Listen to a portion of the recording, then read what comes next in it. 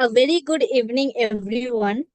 I hope आप सभी लोग सुस्त थे और फुल ऑन जोश के साथ इस डिजिटल सेशन में ज्वाइन किए। मैं बोनुश्री मार्केटिंग टीम से आप सभी लोगों को एक बार फिर से इस डिजिटल प्लेटफॉर्म में स्वागत करती हूँ।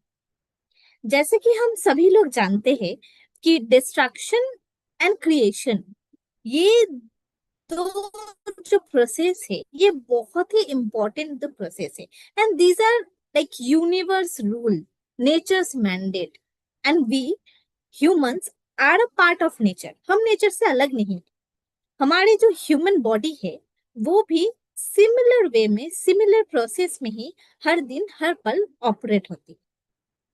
हमारी बॉडी में भी 24/7 कुछ ना कुछ क्रिएट हो रहा है, कुछ ना कुछ डिस्ट्रॉय हो रहा है। This is the most important process of our body.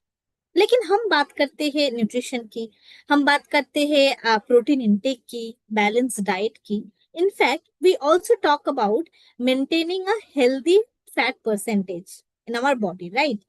लेकिन ये जो सारा प्रोसेस है, ये वेलबींग, ये वेलनेस को प्रमोट करता है, सपोर्ट करता है, ये एंटायर प्रोसेस के पीछे जो सबसे इम्पोर्टेंट प्रोसेस है, और आई कैन से जिस जो ये सारी प्रोसेस को कहीं ना कहीं कंट्रोल कर रहा है, वो उस पर्टिकुलर प्रोसेस को लेके हम ज्यादा डिस्कस नहीं करते हैं। As you all know, topic आप सभी लोगों को पता है। So we decided to talk about that major process in today's session. Metabolism. Metabolism, a process which keeps us alive. हर दिन हर पल हमारी बॉडी में ये मेटाबॉलिज्म होता आया है, हो रहा है। लेकिन ये मेटाबॉलिज्म है क्या? क्या क्या इसका तरीका है, कैसे मेटाबॉलिज्म काम करता है हमारी बॉडी में? क्या इस मेटाबॉलिज्म, ये जो एंटायर प्रोसेस है, इस मेटाबॉलिज्म का इम्पोर्टेंस क्या है? जैसे कि हम बोलते हैं कि हर जो ह्यूमंस है, all humans are made differently. हमारी जो लाइफस्टाइल है वो वेरी करता है, जो फूड हैबिट है वो वेरी करता है, जो जीन्स है वो वेरी करता है, and so does our metabolism. Our metabolism भी person to person, individual to individual vary करता है। लेकिन ये मेटाबॉलिज्म किस चीजों के ऊपर डिपेंडेंट है, किस चीज के ऊपर ये वेरी करता है?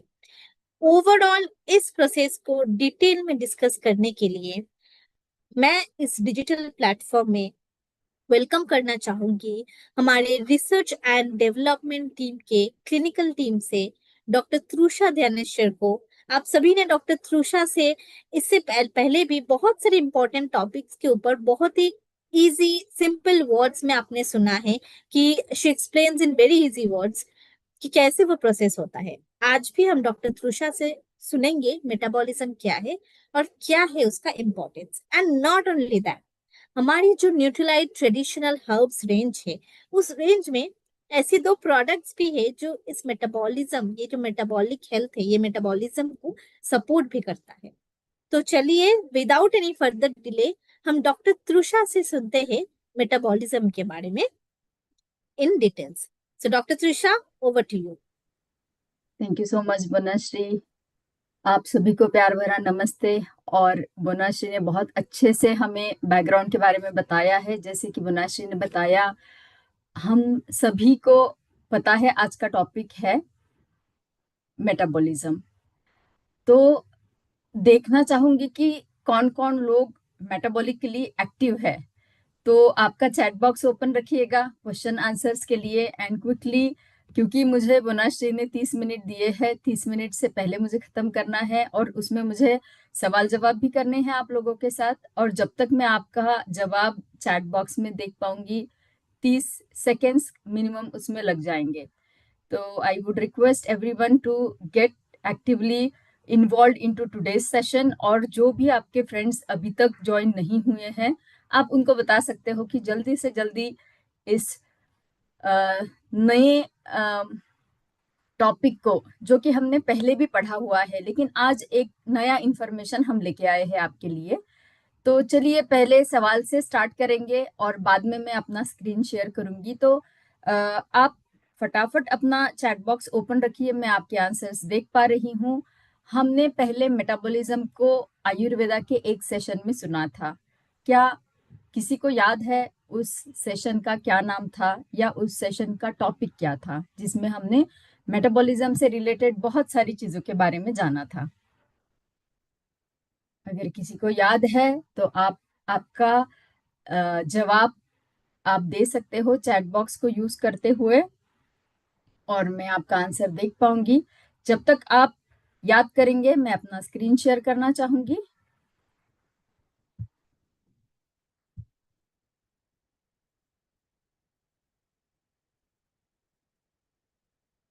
चलिए, मैंने अपना स्क्रीन शेयर कर दिया है।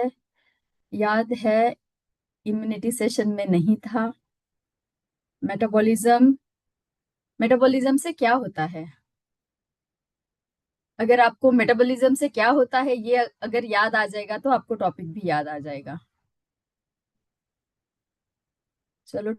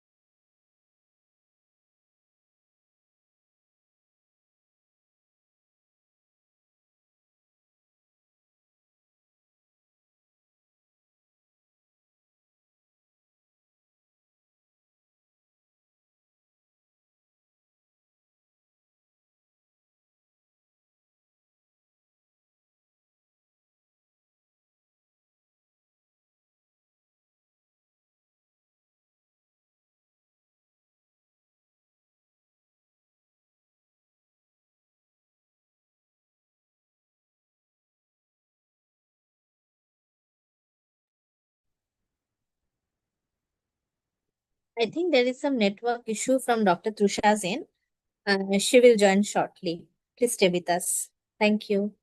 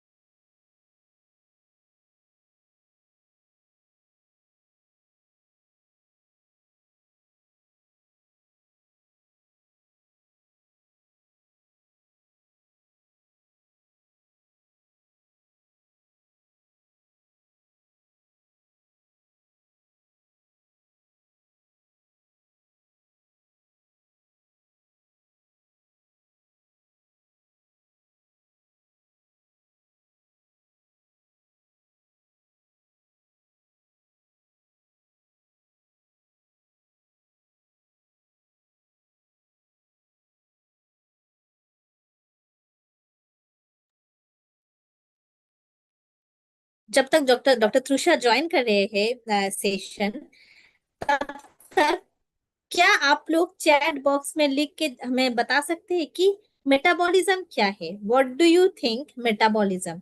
आपको जो भी समझ में आ रहा है कि मेटाबॉलिज्म क्या है, वो क्या आप चैट बॉक्स में लिख के हमें बता सकते हैं? What is metabolism for you?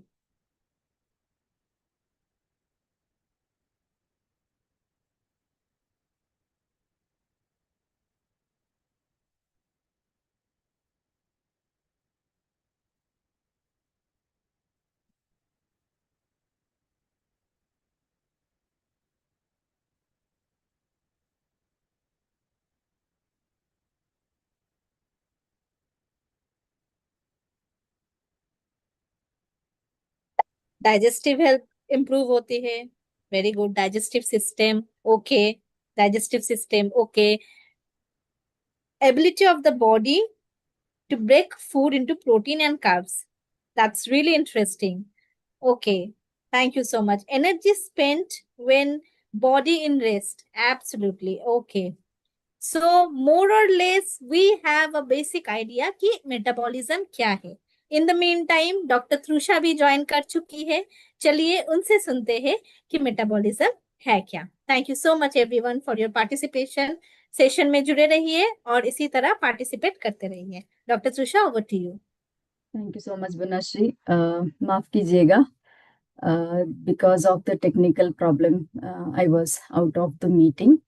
I'm joining, I'm sharing my screen again. Hopefully अभी कोई glitch ना आए. Yes. So, hope you all are able to see my screen, and we are going ahead with the session. अभी ज़्यादा late नहीं करेंगे. तो yes, power up your metabolism naturally. ये है, बनाश्री ने हमें पहले ही बता दिया है कि नेचर के साथ हम इतना जुड़े हुए हैं, और because we are so much connected with nature, nature ही हमें बहुत सारी चीजें सिखाता है. तो मेटाबॉलिज्म को भी कैसे बूस्ट करना है, या हम निसर्ग की सहायता से मेटाबॉलिज्म को कैसे हम बढ़ाएंगे, ये चीज आज हम जानने वाले हैं. तो let us start with the session. I think Banashree ने आपको पूछ लिया है ऑलरेडी कि मेटाबॉलिज्म क्या है. तो क्योंकि मैं चैट बॉक्स में देख पा रही हूँ बहुत सारे रिस्पॉन्सेस आए हैं कि मेटाबॉलिक प्रोसेस एक प्रक्रिया है जिससे आपका शरीर खाए गए भोजन को ऊर्जा में बदलकर सभी कामों को चलाता है. तो पूरा डेफिनेशन एक ही आंसर में मुझे मिल गया है. So thank you so much for that. तो लेट अस स्टार्ट. मतलब इतने सारे रिस्पॉन्सेस आए हैं कि आई एम सो हैप्पी. सभी को पता है, एक आइडिया है मेटाबॉलिज्म क्या है, और बहुत ही सिंपल भाषा में हम आगे भी जानेंगे क्योंकि ये बहुत ही जटिल प्रक्रिया है. तो मेटाबॉलिज्म जब हम जानना चाह रहे थे, तो जब हमने उसके डिटेल में देखा कि मेटाबॉलिज्म क्या है, तो जब शब्दशः अर्थ हम लेते हैं तो ये दो शब्दों से बना है, मेटा एंड अबोल. मेटा का मतलब ये होता है कि ऐसी चीज जो एक नहीं है, जो अनेक है, अनेक से भी ज्यादा, बियॉन्ड द हायर लेवल. मतलब आप अगर 100 नंबर अगर किसी चीज को देना है तो Meta is a thing more than 100. तो उससे भी ज्यादा जो रहेगा वो मेटा है. तो एक प्रोसेस नहीं है, बहुत सारी प्रोसेस है. अबोल मतलब चेंज. तो चेंज जो हो रहा है वो एक या दो नहीं हो रहा है, meta changes are happening into the body. तो इसीलिए क्या है मेटाबॉलिज्म. मेटाबॉलिज्म जैसे मैंने अभी डेफिनेशन पढ़ा है चैट बॉक्स में, मेटाबॉलिज्म चीज जो है, it's a series of reaction हमारे शरीर में होती है. किस लिए हमें वो series of reaction stay in the life. जैसे बनाश्री ने शुरुआत में बताया था कि अगर हमें जीना है तो हमें मेटाबॉलिज्म हमारा संतुलित रखना बहुत जरूरी है. तो ये हो गई मेटाबॉलिज्म की एक शब्दशः डेफिनेशन. लेकिन मेटाबॉलिज्म क्या करता है, तो जो हम सभी ने स्कूल में सीखा है कि मेटाबॉलिज्म क्या करता है, तो सिंपल उसका मैं आपको एक सेंटेंस याद दिलाऊंगी जो एनर्जी से रिलेटेड है. हम सभी ने सीखा है, energy never can be created nor be destroyed. It can be just converted from one form of energy into another form of energy. तो मेटाबॉलिज्म क्या करता है, मेटाबॉलिज्म आपकी शरीर के इतने सारे बायोकेमिकल प्रोसेसेस, रिएक्शंस को कन्वर्ट करते करते जो हमने खाया हुआ अन्न है या जो भी हम कंज्यूम करते हैं उसको ultimately transfers into the form of energy. This is what is metabolism, जो आप सभी को पता है. तो मैं इस स्लाइड पे ज्यादा टाइम नहीं लूंगी, and we are going ahead. Metabolism हमको और भी आसान भाषा में समझना है तो उसको फिर से हमें दो हिस्सों में बांटना है. एक तो है कैटाबॉलिज्म और दूसरा है एनाबॉलिज्म. मेटाबॉलिज्म बना है दोनों से ही. कैटाबॉलिज्म जो आप ग्रीनिश एरो में देख पा रहे हो कि जो खाया हुआ अन्न है वो बाइफरकेट हो रहा है. तीन मैक्रोन्यूट्रिएंट जो मेजर हमारे शरीर के चलन वलन के लिए सहायक करते हैं वो है प्रोटीन, कार्बोहाइड्रेट, फैट. तो हमने कुछ भी खाया हो, सभी में प्रोटीन, कार्बोहाइड्रेट, फैट रहता है. जो भी पदार्थ हम खाते हैं तो उनका बाइफरकेशन होता है तीनों में. फर्दर उनका बाइफरकेशन होता है उनके बेसिक एलिमेंट में. जैसे प्रोटीन का बेसिक एलिमेंट है अमीनो एसिड, कार्बोहाइड्रेट का बेसिक एलिमेंट है ग्लूकोज, एंड फैट का है ग्लिसरॉल एंड फैटी एसिड्स. तो ये हो गया विभाजन का काम, इसका मतलब है कैटाबॉलिज्म। कैटाबॉलिज्म कर रहा है हमारे शरीर में खाए हुए अन्न को विभाजित। इसको क्यों विभाजित करना पड़ रहा है? क्योंकि इसको फिर से जुड़ना है, इसको जुड़ना है एनाबॉलिज्म के तरीके से। तो एनाबॉलिज्म क्या करेगा, जब प्रोटीन को बाइफरकेट करके अमीनो एसिड मिला है, अमीनो एसिड फिर से प्रोटीन को सिंथेसिस करेगा, लेकिन ये प्रोटीन क्या करेगा, ये प्रोटीन हमारे मसल टिश्यूज को बिल्टअप करेगा, इसको हम हमारे मसल्स को वो स्ट्रांग बनाएगा। वो हो गया हमारा प्रोटीन मेटाबॉलिज्म, प्रोटीन का एनाबॉलिज्म। उसी तरीके से कार्बोहाइड्रेट डिवाइड हुआ है ग्लूकोज में, ग्लूकोज फर्दर एनाबोलाइज्ड हुआ है किस चीज के लिए, एनर्जी बनाने के लिए। तो उसने क्या एनाबोलिज्म किया है, ग्लूकोज ने एनर्जी बनाई है, और एनर्जी बनाते हुए हमें एनर्जी आगे के नीड्स के लिए मिली है। The same way for fat. तो ये सारी चीजें एनाबॉलिज्म येलो वाले एरो में हम देख पा रहे हैं, जो कि हमें हेल्प कर रहा है to keep the body ready for the next future needs. आगे जो भविष्य में आने वाली जरूरतें है, उसके लिए ये सारी चीजें शरीर बना के रख रहा है वाया एनाबॉलिज्म। अब इसको एक सिंपल से एग्जाम्पल से हम जानेंगे कि क्या है एनाबॉलिज्म एंड कैटाबॉलिज्म। तो आप देख पा रहे हैं कि एक एप्पल टू एनर्जी, एक फेट हमारे शरीर में जो खाना जाता है उसका क्या फेट होता है, या उसका क्या शरीर में रिएक्शंस होते हैं। तो एक एप्पल का अगर हम एग्जाम्पल लेते हैं, तो शरीर में एप्पल चबाने के बाद में उसके टुकड़े हुए हैं, टुकड़े हमारे स्टमक में जा रहे हैं, यहाँ पे एसिड है, एसिड के साथ घुल मिल के वो फर्दर डिवाइड होते जा रहे हैं। फर्दर डिवाइड होते जाते हुए वो क्या कर रहे हैं, वो जा रहा है हमारे रक्त वाहिनियों में।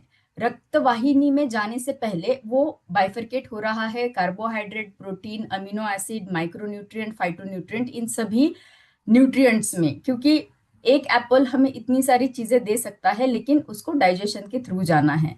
अब डाइजेस्ट हो गया है, इंटेस्टाइन से ब्लड वेसल्स में गया है, ब्लड वेसल में सारे न्यूट्रिएंट अलग अलग फॉर्म में एब्सॉर्ब होके जो कैपिलरीज है उसके वाया सेल में जा रहे हैं, और सेल में जाके सेल के अंदर जब ये न्यूट्रिएंट जाते हैं तो क्या करते हैं, building and repair of the cell, and rest of the things are getting utilize for energy production. तो उसका एनर्जी प्रोडक्शन बन रहा है।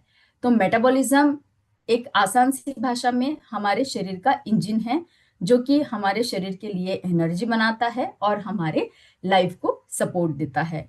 तो इन वन लाइन क्या बोल सकते हैं, एक एप्पल काउंटलेस न्यूट्रिएंट, मतलब इतने सारे न्यूट्रिएंट हमें मिल पा रहे हैं एक एप्पल से, because of trillions of reaction, chain of reaction है, अनगिनत रिएक्शन है, जिसके वजह से हमें एप्पल से एनर्जी मिल रही है। इसको हम मेटाबॉलिज्म कहेंगे। अच्छा, मेटाबॉलिज्म हमें सभी को पता चल गया है कि क्या परिभाषा है मेटाबॉलिज्म की, लेकिन क्या फंक्शन है मेटाबॉलिज्म का, ये आज तक शायद हमने कभी नहीं सोचा होगा कि शरीर को जीने के लिए एनर्जी की जरूरत है, एनर्जी हमें मेटाबॉलिज्म से मिलती है, और हमारे कोशिकाओं में उसकी प्रक्रिया चलती रहती है। लेकिन क्या फंक्शन से ये सारी चीजें होती है? तो जैसे हमने देखा कि एक एप्पल जब हम खाते हैं तो उससे हमारे शरीर में बायोसिंथेसिस होता है। बायोसिंथेसिस मतलब और एक चेन ऑफ रिएक्शन जो हमारे शरीर को शरीर के सेल्स मतलब कोशिकाओं को बिल्ड करेगा, रिपेयर करेगा, मेंटेन करेगा और बढ़ाएगा भी। अब ये जब बढ़ेगा, ये फिर से हमें एनर्जी प्रोडक्शन देगा, या आप ये बोल सकते हैं कि जब हमारी शरीर में हम कुछ लेते हैं, एनर्जी प्रोडक्शन होता है जो बायोसिंथेसिस का काम करता है, शरीर के टिश्यूज को बिल्ड करने का, रिपेयर करने का काम करता है, साथ ही साथ सिग्नलिंग करने का काम करता है। ये सिग्नल देता है आगे वाले ऑर्गन्स को, आगे वाली मेटाबॉलिक प्रोसेसेस को।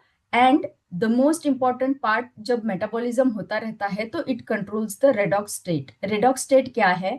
तो ये एक बैलेंस है, balance between the free radical जो हमारे शरीर के लिए घातक रहते हैं, तो फ्री रेडिकल्स को कम करना है, एंड प्रोटेक्टिव एंटीऑक्सीडेंट्स को हमारे शरीर में लेके आना है, जिससे सेल का जो है नॉर्मल फंक्शन बना रहेगा।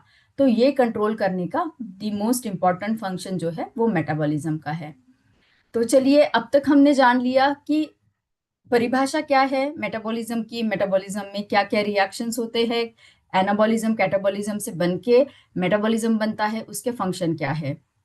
अब आगे मेरा सवाल ये है कि क्या होगा अगर हम मेटाबॉलिज्म का ध्यान ना रखें और मेटाबॉलिज्म इम्बैलेंस हो जाए, मेटाबॉलिज्म अफेक्ट हो जाए, डिस्टर्ब हो जाए, तो क्या होगा। आप आपका आंसर चैट बॉक्स में लिख सकते हो। होपफुली अभी मैं डिस्कनेक्ट नहीं होंगी तो मैं आपका आंसर देख पाऊंगी।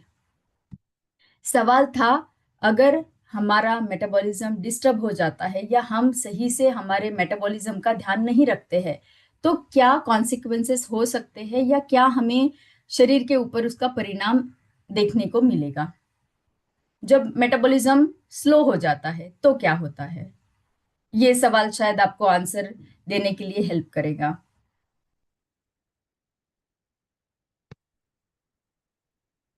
हमने मेटाबॉलिज्म पहले एक सत्र में देखा था, उसमें हमने ये जाना था कि अगर मेटाबॉलिज्म, चलिए मेरा सवाल का जवाब आ गया है। अमर चावला जी ने पहला जवाब दिया है, वेट गेन होता है, लो एनर्जी होती है, एग्जैक्टली यस, इंसुलिन रेजिस्टेंस होता है, एनर्जी लॉस होता है, बॉडी का हेल्थ अफेक्ट होता है, एग्जैक्टली तो द मोस्ट इम्पॉर्टेंट इज कि हमारे जो हम अल्टीमेटली कहते हैं कि धीरे धीरे वजन बढ़ना शुरू हो जाता है एंड उसके वजह से क्या हो जाता है, एनसीडी, नॉन कम्युनिकेबल डिसीजेस, जिसमें कि आ जाता है मोटापा, उसमें आ जाता है diabetes and so on, cardiovascular conditions, ये सब आता है।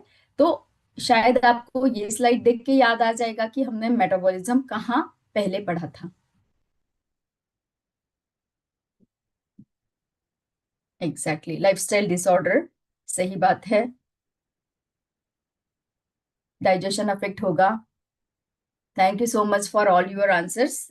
यस एग्जैक्टली, आप सुन रहे हैं, मुझे ये सुन के मुझे खुशी हो रही है। तो जानेंगे कि मेटाबॉलिज्म जब डिस्टर्ब हो जाए तो तीन कंडीशंस हमें ध्यान में रखनी है। पहली कंडीशन है मेटाबॉलिकली हेल्दी नॉर्मल वेट। एक पर्सन जिसने एप्पल के बदले में गुलाब जामुन खाया है, लेकिन उसने एक गुलाब जामुन खा के एक गुलाब जामुन से ज्यादा की एनर्जी को बाहर निकाला है शरीर से, क्योंकि उसने उतना उसका उपयोग किया है कि जो एक गुलाब जामुन से आपको एनर्जी मिली है उससे ज्यादा उसने एनर्जी को यूटिलाइज किया है। तो क्या हो गया कि उनका वजन ना बढ़ा, उनका मसल मास भी नॉर्मल था, इंसुलिन, ग्लूकोज का कंडीशन, कोलेस्ट्रॉल का condition, blood pressure, heart related things, ये सारे नॉर्मल स्टेट में थे, क्योंकि उन्होंने जितना एनर्जी का कंजम्पशन किया है उतना ही एनर्जी का उपयोग भी किया है। तो शरीर में समतोल बनाए रखा है। समतोल हमें हमेशा जितना खाते हैं उससे ज्यादा हमें एनर्जी यूज करनी है, तब हमें समतोल बना रहेगा। ओके, तो रिस्क नहीं है, किस चीज की रिस्क नहीं है पहले इंसान को, वो है लो और no risk of non alcoholic fatty liver diseases. अब दूसरी कंडीशन पे आ जाते हैं कि ये इंसान ने अपनी अच्छी वाली आदतें छोड़ दी है, फिर उन्होंने क्या किया, एक गुलाब जामुन के बदले में दो गुलाब जामुन खाए हैं एंड देन दो गुलाब जामुन खाने के बाद में एक ही गुलाब जामुन की एनर्जी यूज की है, तो क्या हो गया, मेटाबॉलिकली हेल्दी ओबेस, क्योंकि अभी धीरे धीरे करके वजन बढ़ रहा है, धीरे धीरे करके ग्लूकोज बढ़ रहा है, लिपिड बढ़ रहा है, तो माइल्ड टू मॉडरेट रिस्क हो गई है non alcoholic fatty liver diseases की। अब तीसरी कंडीशन में ये हुआ है कि उन्होंने तीन गुलाब जामुन खाना शुरू कर दिया है लेकिन एक गुलाब जामुन के बराबर एनर्जी का यूज कर रहे हैं, तो फैट सैचुरेट होता जा रहा है बॉडी में, तब कंडीशन आ गई है मेटाबॉलिकली अनहेल्दी ओबेस की। तो ये सारी चीजें हैं जो हमें जाननी है कि अगर हम नहीं उपयोग करेंगे मेटाबॉलिज्म का सही तरीके से या उसको एक्टिव नहीं रखेंगे तो slowly we will end up into non communicable diseases. तो ये चीज है जो मॉडर्न साइंस में हमें पता चला है। और एक सवाल ये है कि क्या आयुर्वेदा में कोई चीज बताई गई है मेटाबॉलिज्म से रिलेटेड, क्या हमने पहले जाना है कि कौन सी एक चीज है जिसको आप अगर एक्टिवेट ना रखो, उसको हमेशा इग्नाइट ना रखो तो वो आपके शरीर को हानि कर सकती है। जो 5,000 साल पहले इसी सेम तरीके से तब के ऋषियों ने बताया। तो क्या आप गेस कर पाओगे कि वो क्या चीज है मेटाबॉलिज्म से रिलेटेड आयुर्वेदा में क्या बताया गया है? जो एक छोटा सा 2 अक्षर का शब्द है जो हमने पहले पढ़ा है, अगर किसी को याद आता है, if anybody want to take a attempt on that, जिसको संतुलित रख के या जिसको इग्नाइट रख के पहले वाले लोगों ने अपनी मेटाबॉलिक हेल्थ को सही रखा है। और सही जवाब आया है अभिजीत कुमार जी से, जाठराग्नि। एग्जैक्टली तो ये स्लाइड भी आपने पहले देखा होगा। ये दोनों स्लाइड हमने पढ़े हैं पहले ओबेसिटी अवेयरनेस डे के लिए। तब हमने देखा था कि रोगाः सर्वे अपि मंदो अग्नो, तो सारे रोगों का कारण है अग्नि मंद हो जाना। जब आपका जाठराग्नि मंद हो जाता है तो धीरे धीरे फैट का अकुमुलेशन होता है, आपका शरीर का मोटापा बढ़ जाता है और धीरे धीरे करके उसके वजह से शरीर को भारी व्याधियों का सामना करना पड़ता है। अब ये हमने जान लिया कि आयुर्वेदा में ये सारी चीजें बताई है। अब हम आगे जाएंगे जिसमें कि कौन सी चीजें ऐसी है जो इन्फ्लुएंस करती है मेटाबॉलिज्म को। तो उसके लिए मेरा ये सवाल है कि क्या हार्मोन्स मेटाबॉलिज्म को अफेक्ट कर सकती है? क्या हार्मोन्स का मेटाबॉलिज्म के ऊपर कोई परिणाम हो सकता है? हाँ या ना? आप यस और नो में आंसर कर सकते हैं। अगर आपको लगता है कि हाँ, जनरली लोगों का ये कहना रहता है कि हार्मोन्स का रिप्रोडक्शन के लिए ही उपयोग है, हार्मोन्स का और बाकी शरीर की चीजों के लिए कोई लेना देना नहीं रहता है। तो आपका क्या मानना है? क्या हार्मोन्स का कोई रोल है मेटाबॉलिज्म के लिए? अगर आप सोचते हो कि हाँ, हार्मोन का रोल है मेटाबॉलिज्म के लिए, तो आप यस लिख सकते हैं। और आपको लगता है अगर ना है तो ना लिख सकते हैं। एग्जैक्टली तो मैक्सिमम आंसर्स आ रहे हैं यस, लेकिन मिक्स आंसर्स है नो। तो हमें यही जानना है कि नो अगर है तो क्यों है और यस अगर है तो क्यों है। ये स्लाइड आप सभी को ध्यान में रखनी है क्योंकि बहुत ही इंटरेस्टिंग स्लाइड है जिसमें कि 2 पहलू दिखाए हैं। एनाबॉलिज्म कैटाबॉलिज्म हमने जान लिया, बट आपको देख के ये हैरानी होगी कि एनाबॉलिक हार्मोन्स भी है और कैटाबॉलिक हार्मोन्स भी है। एनाबॉलिक हार्मोन स्टिमुलेट करते हैं सिंथेसिस करने के लिए मॉलिक्यूल्स का, तो on the other hand catabolic hormones जो है वो मॉलिक्यूल का ब्रेक डाउन करते हैं। अब आपको इन सब हार्मोन्स के नाम याद रखने हैं क्योंकि अगले वाले एक स्लाइड में फिर से हम इसके बारे में डिटेल में जानेंगे। एनाबॉलिक हार्मोन्स में आते हैं insulin, growth hormone, IGF-1, adiponectin. On the other hand catabolic hormones में आते हैं cortisol, glucagon, leptin and GLP-1।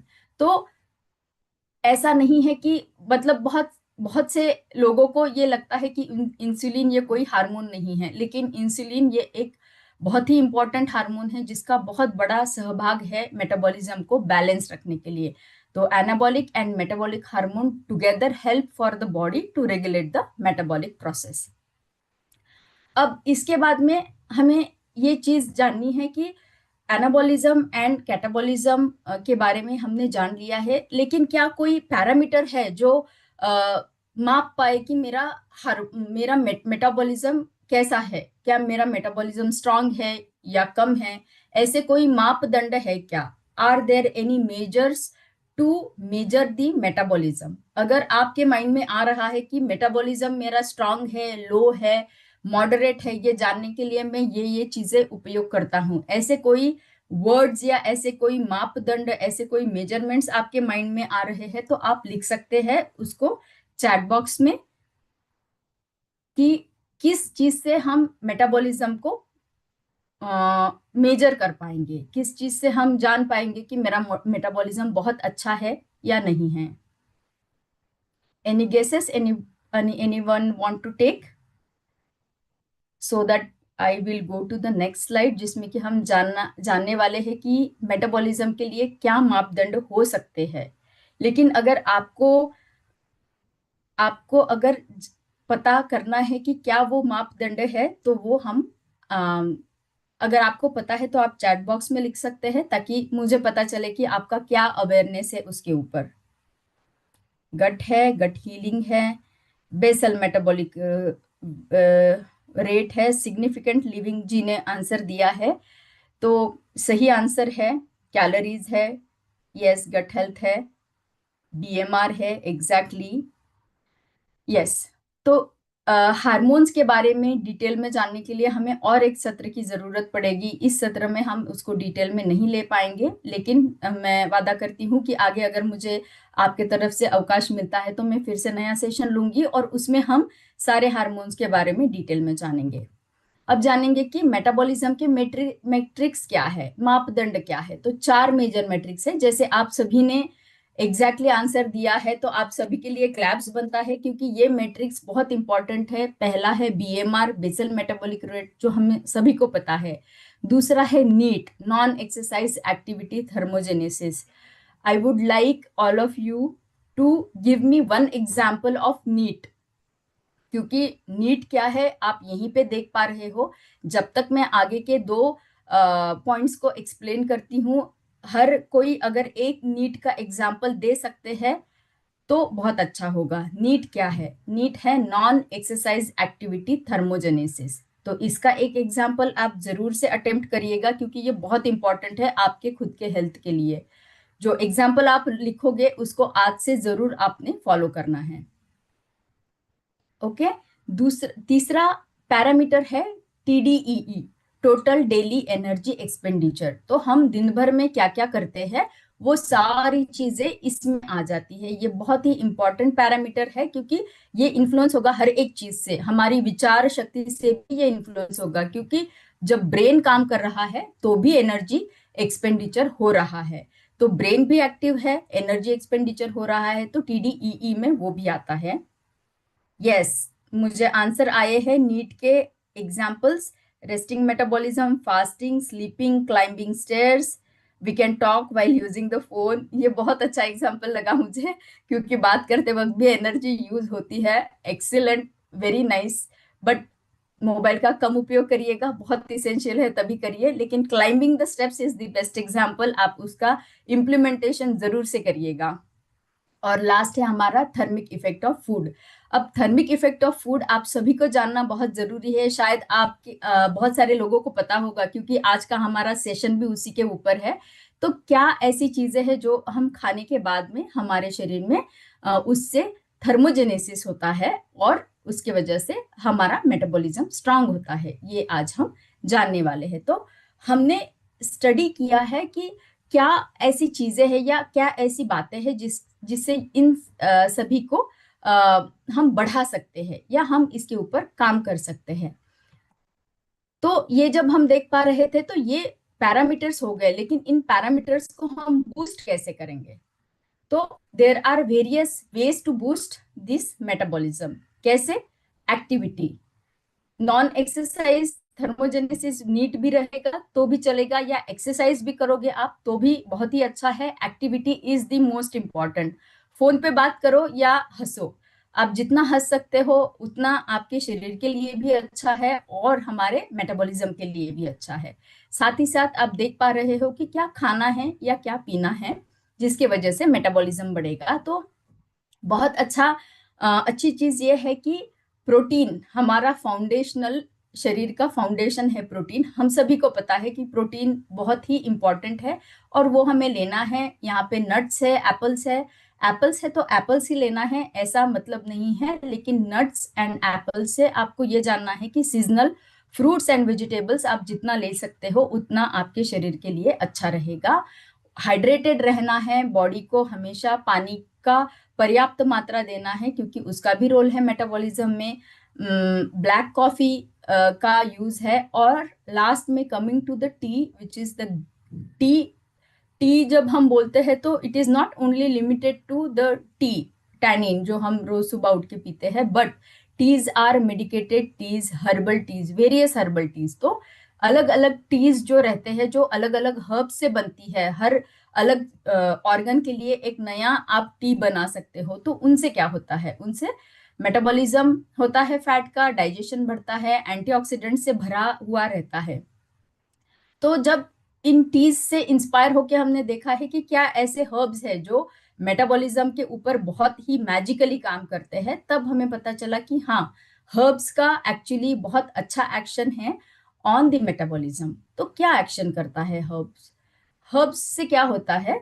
आपका एनर्जी एक्सपेंडिचर बढ़ता है, आपका फैट बर्निंग बढ़ता है जब आप एक्सरसाइज करते हो, एंड आपका आरएमआर रेस्टिंग मेटाबॉलिज्म रेट बढ़ता है। वो आपके शरीर को वजन घटाने के लिए कम करता है। आपका शरीर में स्टोर्ड सैचुरेटेड अगर फैट है तो उसको कम करने के लिए इन 3-4 मैकेनिज्म से जनरली जो हर्ब्स है, मेडिसिनल हर्ब्स, वो हमें मेटाबॉलिज्म को सपोर्ट करने के लिए हेल्प करता है।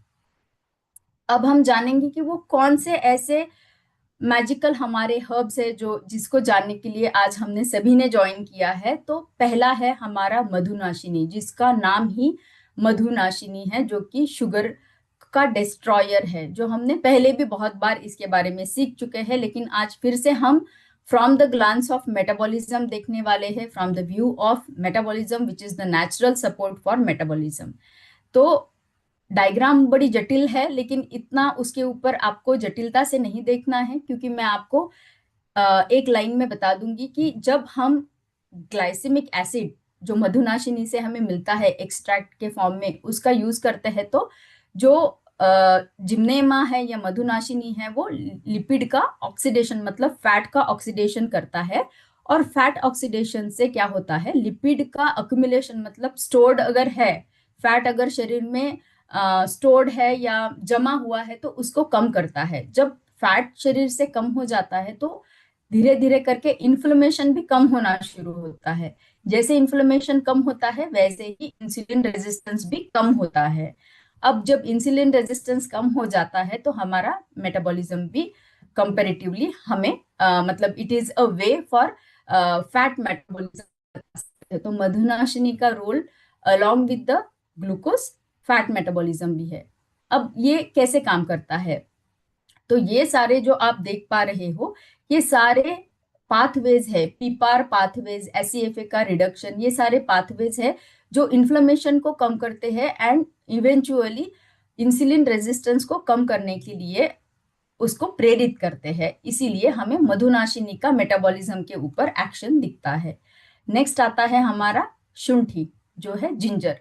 तो जिंजर जो हमने थर्मिक इफेक्ट ऑफ फूड, जो हमने एक पैरामीटर देखा था कि बीएमआर को चेक करने का क्या पैरामीटर है, तो जिंजर एक पैरामीटर है। जो जिंजर जो है वन ऑफ द पैरामीटर जो थर्मिक इफेक्ट ऑफ फूड को बढ़ाता है।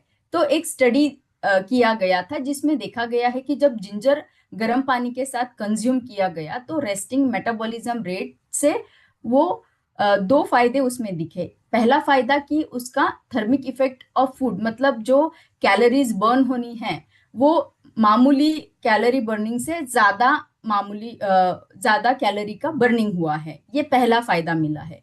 दूसरा फायदा ये मिला है कि हंगर का सप्रेशन हुआ है, फीलिंग ऑफ फुलनेस मतलब सटाइटी। तो ये क्लिनिकली लोगों में देखा गया है कि थर्मिक इफेक्ट ऑफ फूड जो है जिंजर का बहुत ही विजिबल है, जिसमें कि एक्स्ट्रा कैलोरीज बर्न हो पाए हैं एंड फीलिंग ऑफ सटाइटी आया है। तो ये हो गया जिंजर का मैकेनिज्म। थर्ड है हमारा त्वक, जो कि सिनेमन। सिनेमन सभी को पता है, ग्लूकोज जब बढ़ा हुआ रहता है तो हम जनरली एक होम रेमेडी के हिसाब से सिनेमन की एक छोटी पीस को हम पानी में डुबो के रख के वो पानी को सुबह पीते हैं। तो उससे क्या होता है या क्या फायदा है सिनेमन का, तो सिनेमन का जो एक्टिव कंपोनेंट है पॉलीफिनॉल, उनसे हमें इंसुलिन लेवल को बढ़ाने के लिए और ग्लूकोज को एक्सेस में कंजम्पशन करने के लिए, मतलब जितना भी एक्स्ट्रा ग्लूकोज है शरीर में या ब्लड में उसको यूटिलाइज करने के लिए हेल्प होता है। एपेटाइट को सप्रेस करता है, फैट को कम करता है, लिपिड लोअरिंग इफेक्ट है और थर्मोजेनेसिस है। तो इन सब वजह से हमें सिनेमन का मेटाबॉलिक इफेक्ट देखने के लिए मिलता है।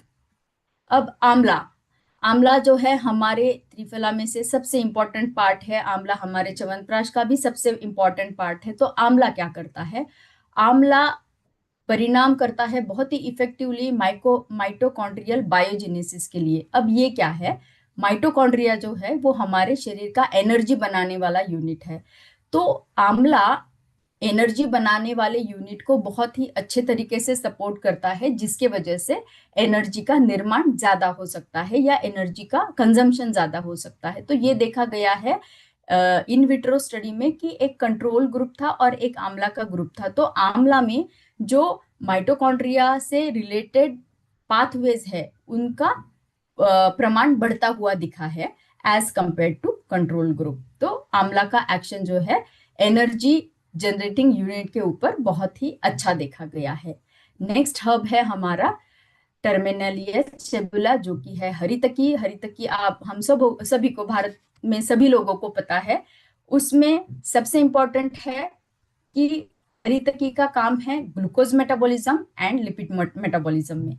तो चेन ऑफ रिएक्शन आप यहाँ पे देख पा रहे हो कि कैसे ये लिपिड के ऊपर, मतलब फैट के ऊपर और ग्लूकोज के ऊपर दोनों में भी काम करता है, और ओवरऑल मेटाबॉलिक हेल्थ के लिए सपोर्ट करते हुए हमारे ऑर्गन्स को प्रोटेक्ट करता है एंड वेलनेस देता है। और लास्ट आज का हमारा जो हर्ब है which is helping us for naturally boosting the metabolism, वो है हमारा बिभितकी। बिभितकी का एक्शन आप इन शॉर्ट अगर जानना चाहते हो तो ये है कि लाइपोलिसिस से एनर्जी प्रोडक्शन करता है। लाइपोलिसिस क्या है? तो स्टोर्ड जो फैट है एक सेल में, उस फैट को ये ज्यादा से ज्यादा यूटिलाइज करता है।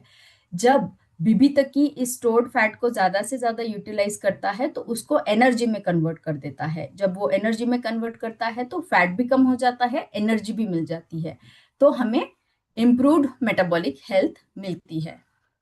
और इसी के साथ हमारा सत्र खत्म होने वाला है, लेकिन 2 और स्लाइड्स है मेरे पास में जो मैं आपके साथ शेयर करना चाहती हूँ। और अगर आप लास्ट एक सवाल का जवाब दे सकते हो तो कौन से वो हार्मोन्स थे जो हमने जाने थे जो कि मेटाबॉलिज्म के लिए हेल्पफुल है, उसके अगर 1-2 एग्जाम्पल आप चैट बॉक्स में लिखेंगे तो बहुत ही हेल्पफुल रहेगा, सो दैट आई विल अंडरस्टैंड कि आपको उन हार्मोन्स का महत्व पता चल गया है जो कि मेटाबॉलिज्म के लिए हेल्पफुल है।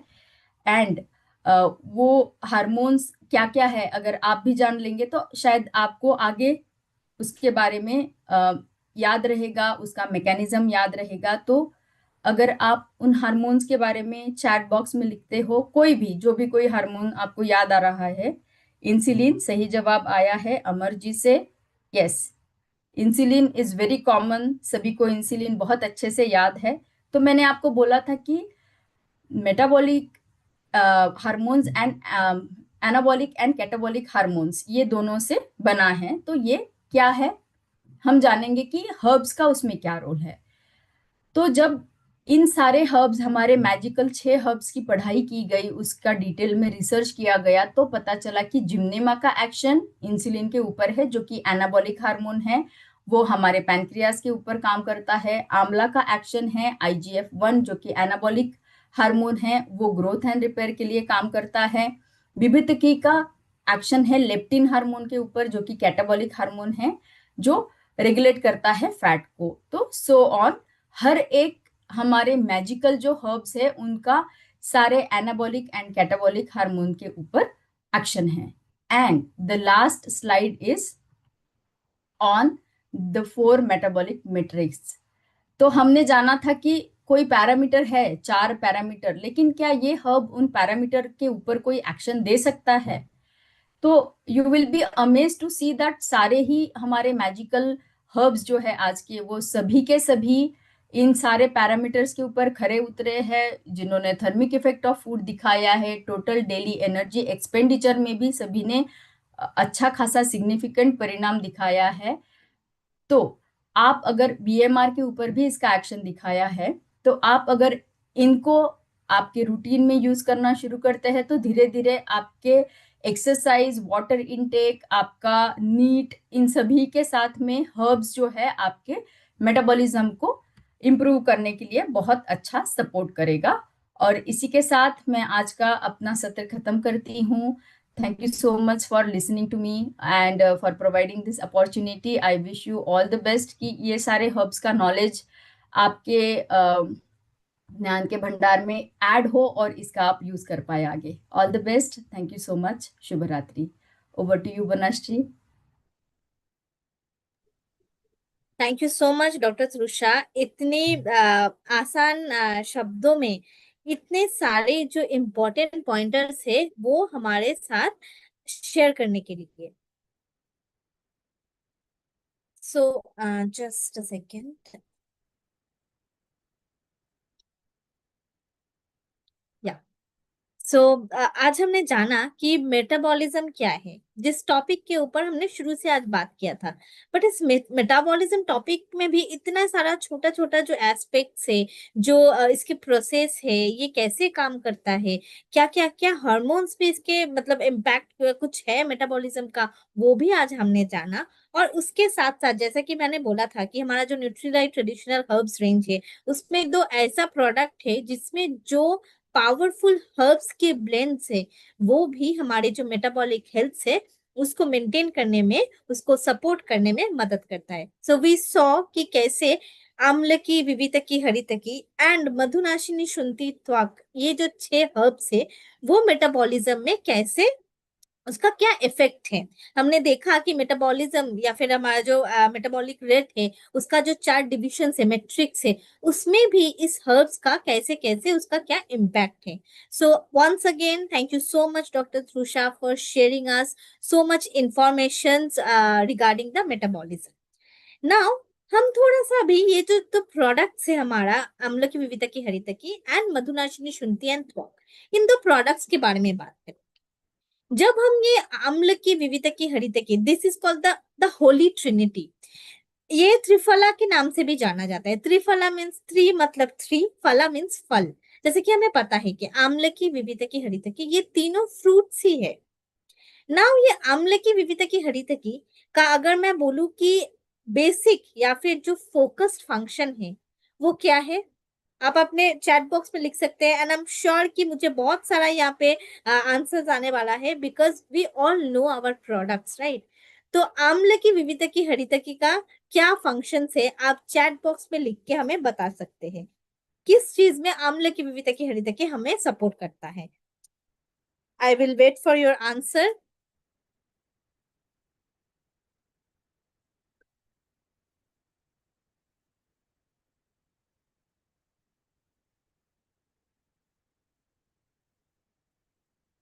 Digestion, yes, I'm getting your answers.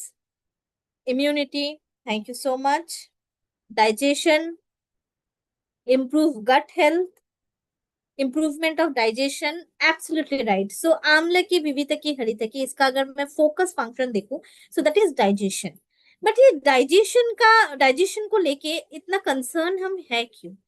क्योंकि let me just share my screen.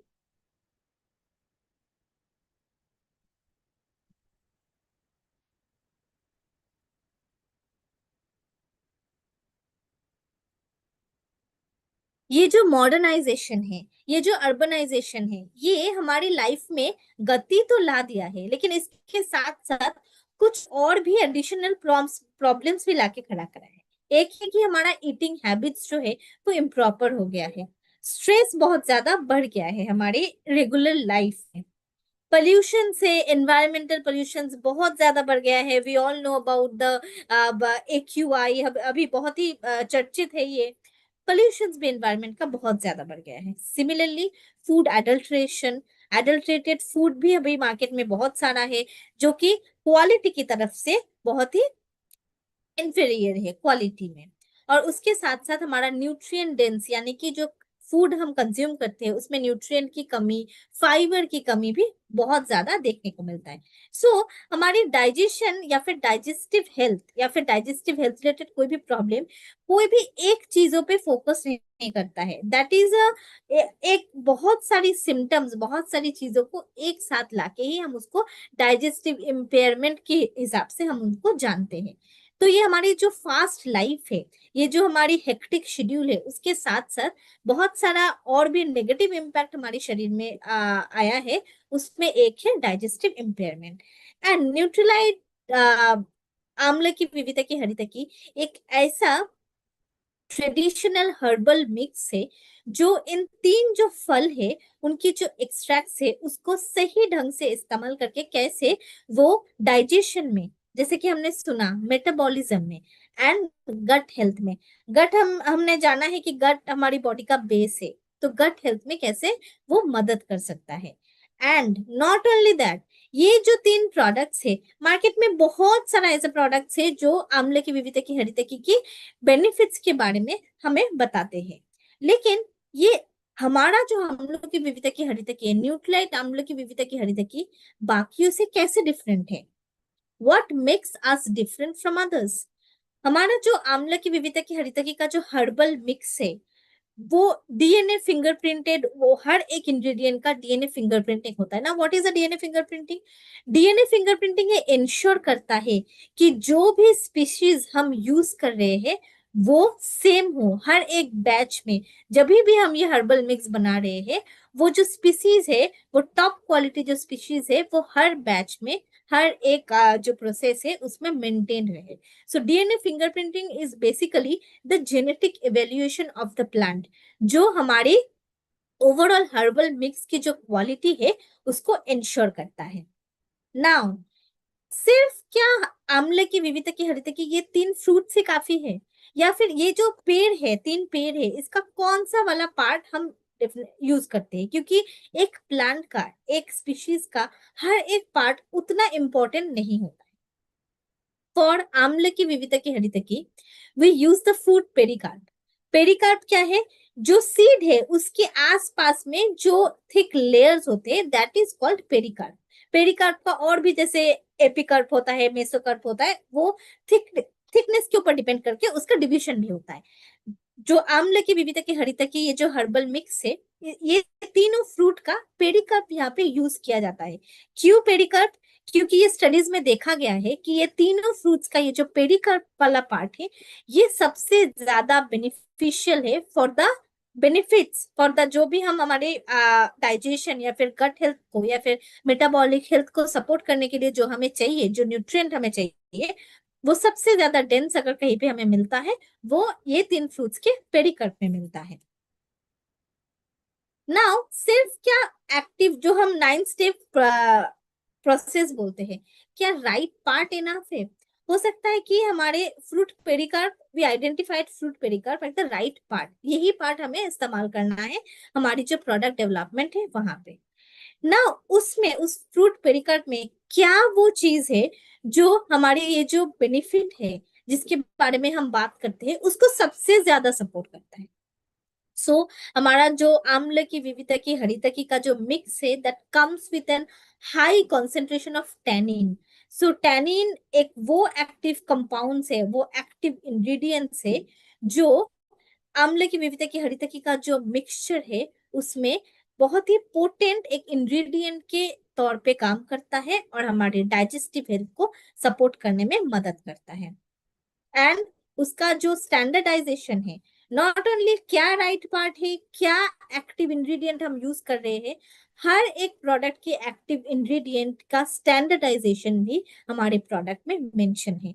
These are the points जो हमारे न्यूट्रीलाइट प्रोडक्ट्स को, आम्ल की विविधता की हरितकी को, बाकी जो भी आम्ल की विविधता की हरितकी या फिर त्रिफला है उनसे अलग करता है, डिफरेंट करता है एंड बेटर इन क्वालिटी बनाता है। तो ओवरऑल अगर हमें देखा जाए कि आंवले की विविधता की हरितकी का क्या ओवरऑल फंक्शन है, definitely it supports the digestion. आपका अब सभी का मैसेजेस भी मुझे मिला है, it supports the digestion. Appetite improve करने में मदद करता है, डेफिनेटली मेटाबॉलिज्म और एपेटाइट का एक बहुत ही इंपॉर्टेंट रिलेशन है। सो ये एपेटाइट इंप्रूवमेंट में मदद करता है, कोलोन हेल्थ प्रॉपर रखता है, क्योंकि विविधता, जैसे कि हमने देखा अम्ल की विविधता की और हरितकी, ये जो हरितकी या विविधता है, इसका एक पर्टिकुलर फंक्शंस भी है जो हमारी जो बावल मूवमेंट है उसमें भी ये मदद करता है। सो बाय दैट वे ये हमारे जो कोलन हेल्थ है उसको भी प्रॉपर तरीके से सपोर्ट करता है। हाइपर एसिडिटी, जो भी इनडाइजेशन सिम्टम्स है, वो भी आम्ल की विविधता की हरितकी उसको भी सूद करने में मदद करता है। एंड हमारी जो सबसे इंपॉर्टेंट बात, जो हमारी बॉडी की क्लिनजिंग प्रोसेस है, जो हमारी बॉडी की डिटॉक्सिफिकेशन प्रोसेस है, दैट हैपेंस नेचुरली, वो हमारी बॉडी में अपने से ही होता है। लेकिन आम्ल की विविधता की हरितकी उस प्रोसेस को सपोर्ट करता है। वो जो प्रोसेस, डिटॉक्सिफिकेशन प्रोसेस है, क्लिनजिंग प्रोसेस है, उसको एक्सिलरेट करने में, उसको सही तरीके से होने में मदद करता है। इफ आई से कि अम्ल की विविधता की हरितकी का डोसेज क्या है, as you all know, 1 tablet 1 to 2 times a day with और आफ्टर मील हम सजेस्ट करते हैं। Now comes to another important product with 3 powerful herbs, madhunashini, shunthi and twak. I think I do not need to explain in depth, क्योंकि doctor Trusha ने आज बहुत ही बेहतरीन तरीके से हमें इस पर्टिकुलर हर्ब्स के बारे में बहुत ही डिटेल्स में बताया है विथ स्टडीज कि कैसे कैसे ये 3 हर्ब्स हमारे ओवरऑल मेटाबॉलिक हेल्थ में मदद करते हैं। मधुनाशिनी, जो नाम से ही हमें पता चलता है कि मधु नाशिनी, जो मधु को नाश करता है। सो ओवरऑल जो ग्लूकोज हेल्थ, जो हमारे ब्लड शुगर है, ब्लड ग्लूकोज है, उसको मेंटेन करने में मदद करता है। शुंठी यानी कि जिंजर, यानी कि अदरक, ड्राई जिंजर एंड थ्वा। सो ये जो 3 पावरफुल हर्ब्स है, इन 3 पावरफुल हर्ब्स का जो ब्लेंड है, Nutrilite, madhunashini, shunthi and twak, that collectively support glucose health, glucose metabolism.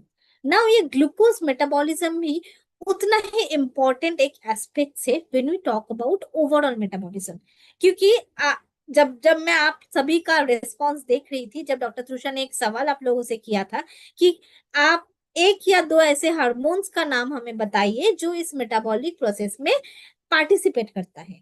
So 90% of the responses जो हमें आया है that is insulin. So we all are aware कि इंसुलिन एक ऐसा इंपॉर्टेंट हार्मोन है जो हमारी मेटाबॉलिज्म में, पर्टिकुलरली हमारी ग्लूकोज मेटाबॉलिज्म में बहुत ही इंपॉर्टेंट एक रोल प्ले करता है। सिमिलरली जैसे हमने मधुनाशय आंवले की विविधता की में कहा कि हर एक प्लांट, हर एक स्पीशीज का ऐसा मैंडेटरी नहीं है कि वो पूरा प्लांट ही हमारे लिए यूजफुल हो।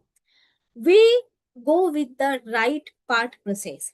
सो जैसे मधुनाशिनी के लिए क्या राइट पार्ट है? पत्ता, यानी कि उनका लीव्स।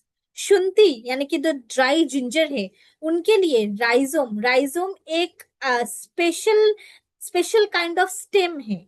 तो ये राइजोम शुंठी के लिए सबसे राइट पार्ट है, जहां से हमें the best of the nutrient मिलेगा, जो कि हमें ग्लूकोज मेटाबॉलिज्म या फिर ग्लूकोज हेल्थ मेंटेन करने में मदद करता है। एंड द सेम टाइम त्वक, त्वक के लिए ना तो हमें लीव्स चाहिए ना और कोई पार्ट चाहिए, दैट इज द बार्क। जो ट्री का बार्क होता है that is the most important part for twak. तो हर ये हो सकता है कि ये 3 इंग्रेडिएंट्स हमारे एक ही प्रोडक्ट में है, लेकिन आप देख सकते हैं कि कैसे Nutrilite maintains the quality.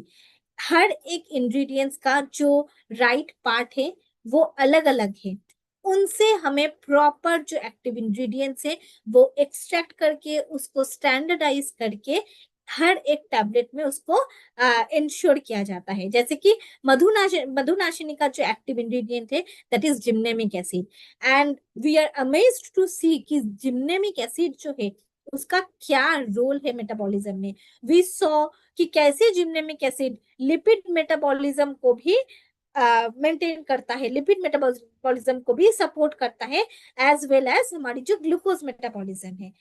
Similarly for shunthi it is जिंजरॉल्स।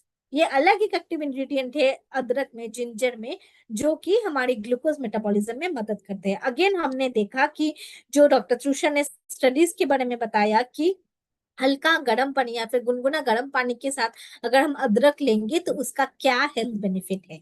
Similarly for twak we have total polyphenols as the active right active ingredient. ये 3 डिफरेंट राइट एक्टिव इंग्रेडिएंट्स को मिक्स करके प्रॉपर वे में स्टैंडर्डाइज करके हर एक टैबलेट जो मधुनाशिनी शुंठी एंड त्वक है वो बनाया जाता है। अगर हम ओवरऑल फंक्शंस के बारे में बात करें तो we all know that madhunashini shunthi and twak हमारी ग्लूकोज मेटाबॉलिज्म में मदद करता है।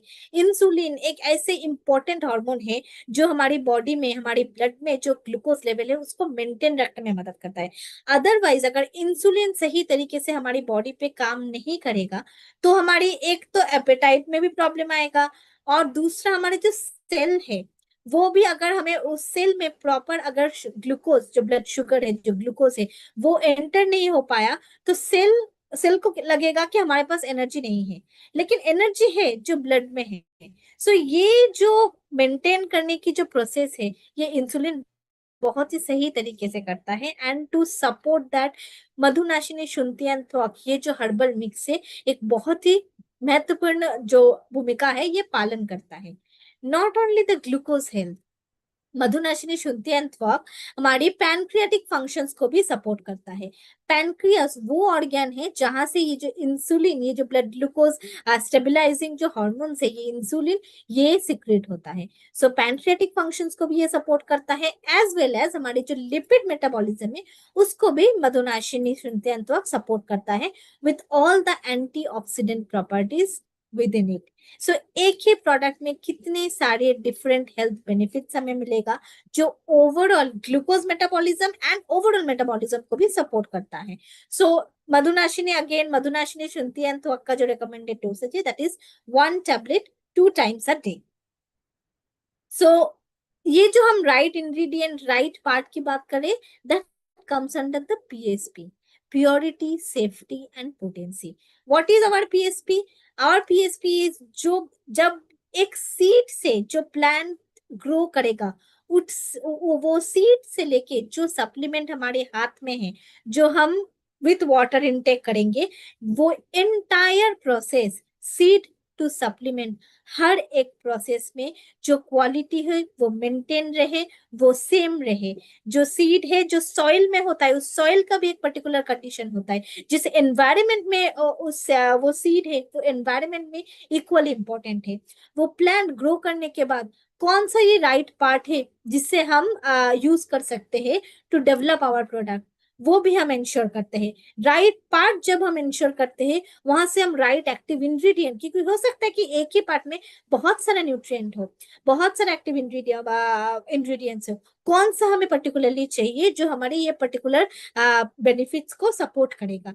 सो राइट एक्टिव इंग्रेडिएंट भी उतना ही इंपॉर्टेंट है।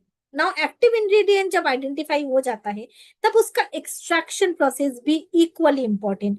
We use the green solvents, water and ethanol, वो एक ग्रीन सॉल्वेंट्स है जो हमारी जो एक्सट्रैक्शन है, जो एक्टिव इंग्रेडिएंट है, उसका जो क्वालिटी है उसको डिटोरिएट नहीं करता है।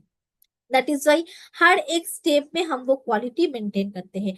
एक्सट्रैक्शन प्रोसेस के बाद वो और भी ज्यादा लेबोरेटरी टेस्टिंग में जाता है, हर एक वो प्रोसेस में उसका चेक होता है कि हर एक स्टेप में क्वालिटी मेंटेन है कि नहीं। एंड फाइनली जो प्रोडक्ट, जो टैबलेट हम हाथ में लेते हैं, उसमें जो क्वालिटी है वो थ्रू आउट मेंटेन होता है। So that is our 9 step seed to supplement process, our PSP promise, purity, safety and potency, जो just a second, जो हमारे एंटायर जो न्यूक्लियर ट्रेडिशनल हर्ब्स रेंज है उसको डिफरेंशिएट करता है from others, with all the active ingredient, active part, standardized ingredient and a potency with our sunrise potency. So this is from my end. Thank you so much. I think doctor Trusha का जो part था उससे हमें बहुत ज्यादा metabolism का basic के बारे में हमें पता था, लेकिन बहुत ज्यादा इन डेप्थ हमें नॉलेज भी मिला आज। So thank you so much everyone for attending the session, for proactively participating in the session. I can see there are a lot of comments in the chat box. So thank you so much. There is a question, Madhunashini is to be taken after meals. So yes, all the supplements, so that can be taken with or after meal. So thank you so much with this. ये session हम यही पे and करते हैं। आपसे दोबारा मिलेंगे digital platform में कोई दूसरे और बहुत ही इंटरेस्टिंग टॉपिक के साथ। Till then, good night. सब अपने हेल्थ का ध्यान रखिए। Thank you so much. We are ending the